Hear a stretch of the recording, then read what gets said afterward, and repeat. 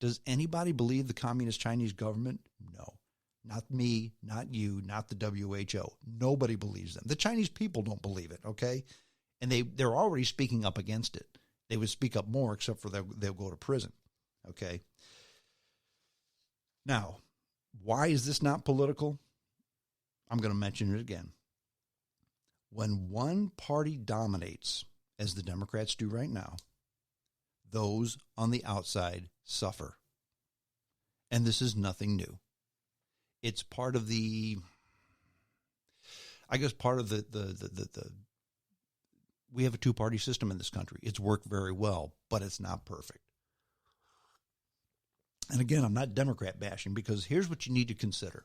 And the trophy wife was watching a movie last night, and I watched a little bit of the movie with her, and it reminded me of where we were back in the 1950s. Remember the Red Scare? Okay, Joe McCarthy, the Red Scare.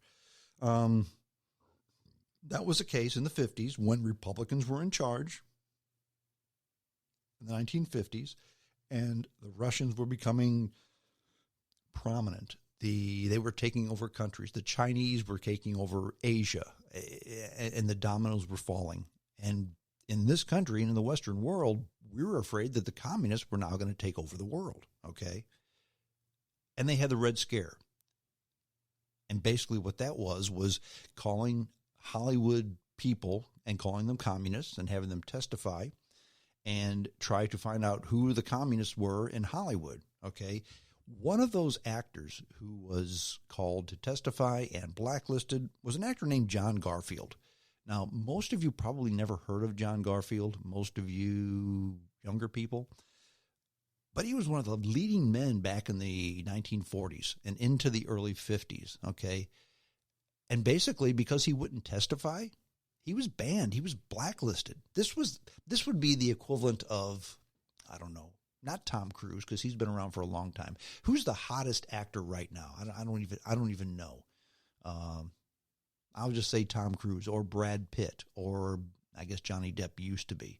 Okay, one of the hottest actors all of a sudden, because you won't testify in front of Congress, you're now banned from working. That's what they did. And that was not a Democrat thing. That was a Republican thing. Joe McCarthy was a Republican. And because the Democrats didn't hold much power, they couldn't do much about it. And the media itself kind of sided with the Republicans because they didn't want to be called in front of that committee.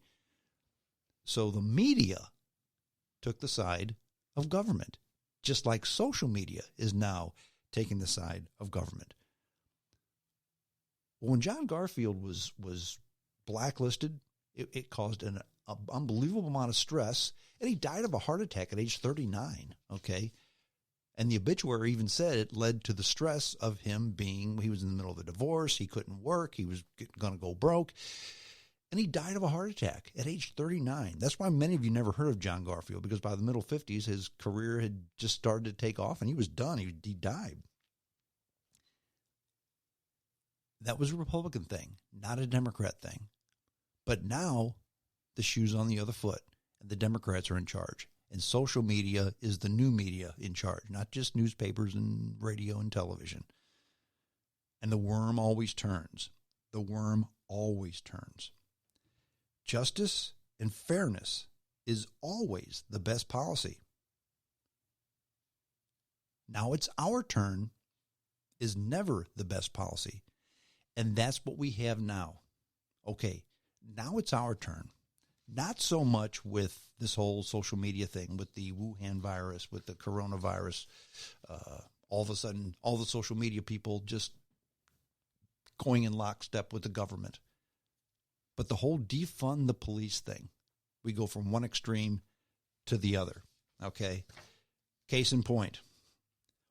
About 1 year ago,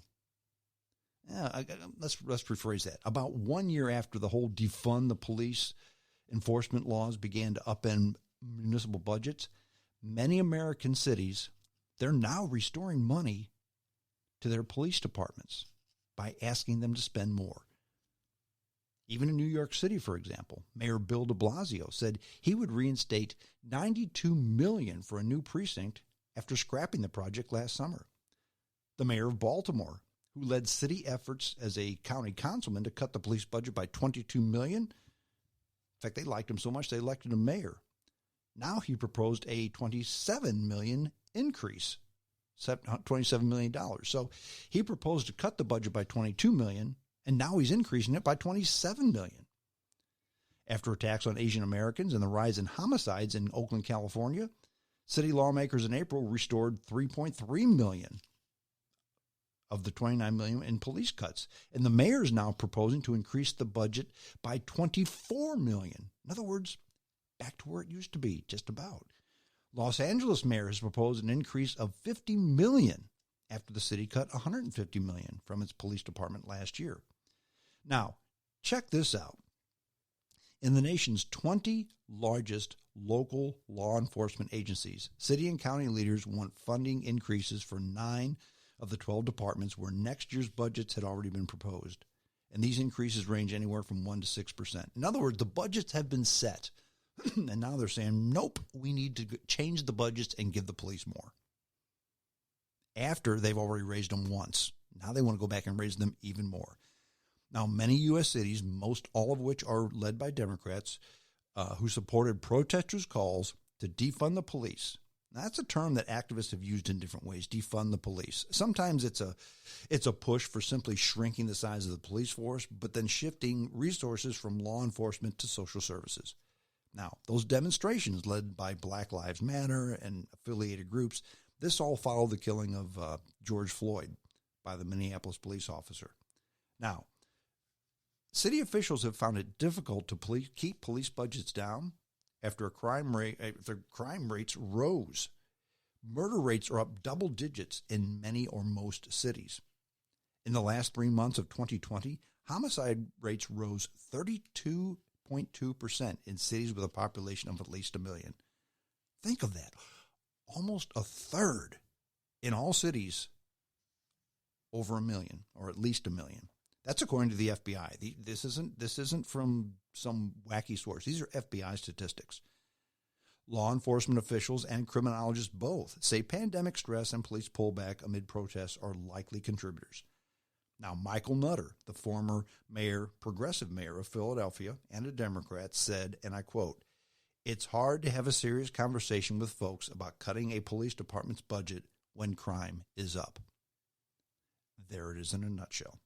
Now, last year, the defund movement coincided with a drop of tax revenue because of the coronavirus, so that was a lot of it too, okay? Some city officials and law enforcement leaders also note that changes intended to reform policing, such as enhanced training for officers, can be costly to implement.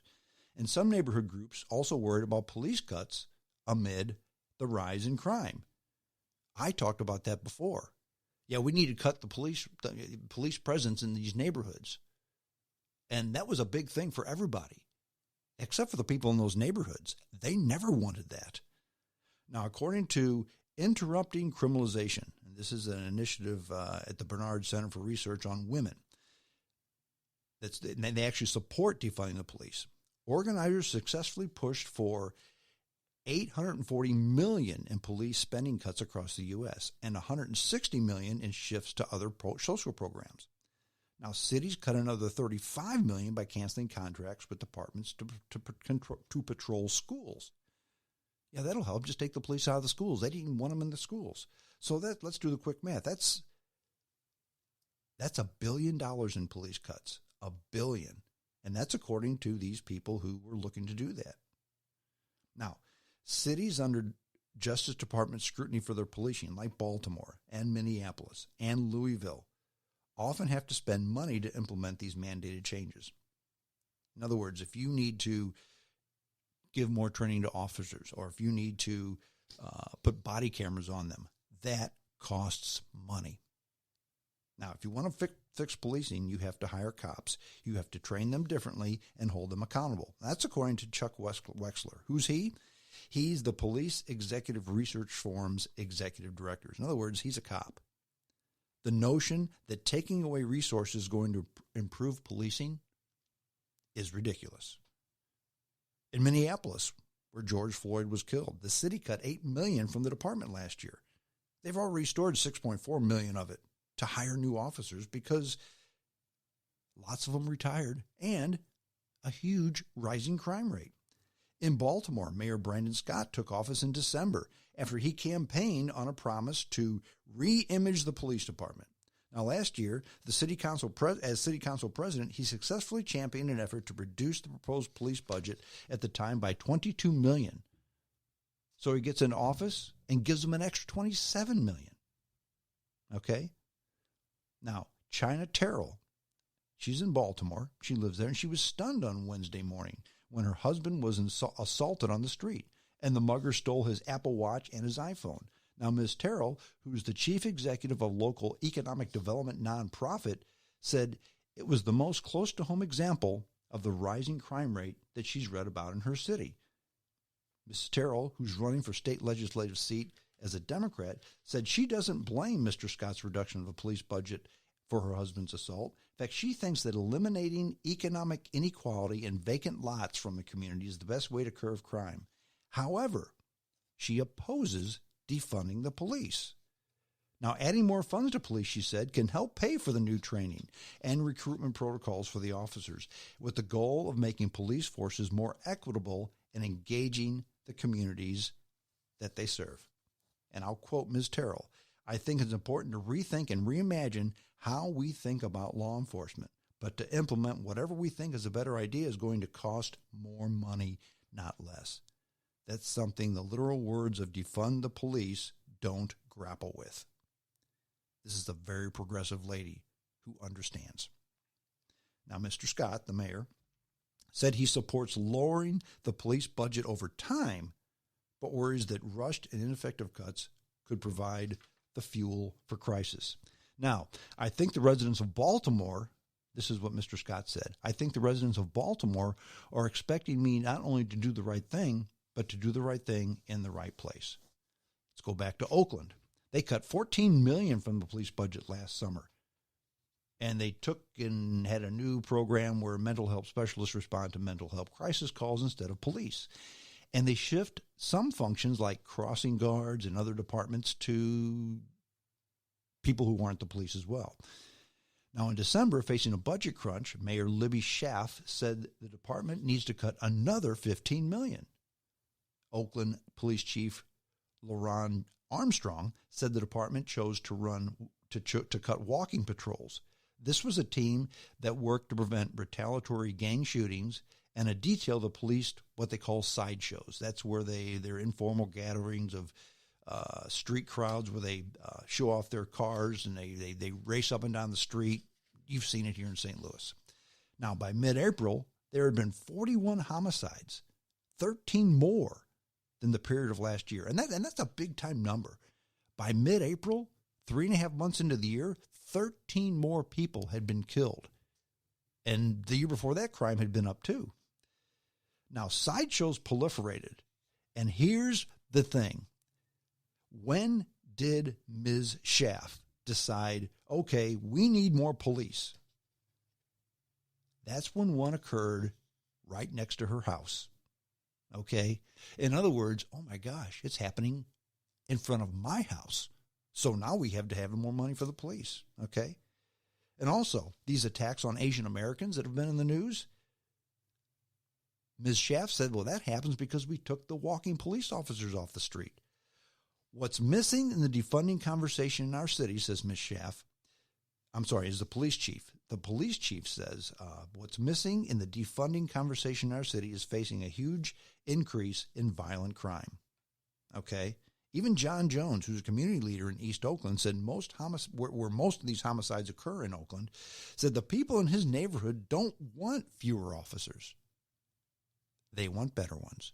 And if you remember, in the initial, defund the police was not first. Defund the police, at first, was reform the police. They need to be more like Andy of Mayberry, Andy Griffith, or Andy Taylor, I guess I should say, than RoboCop, okay?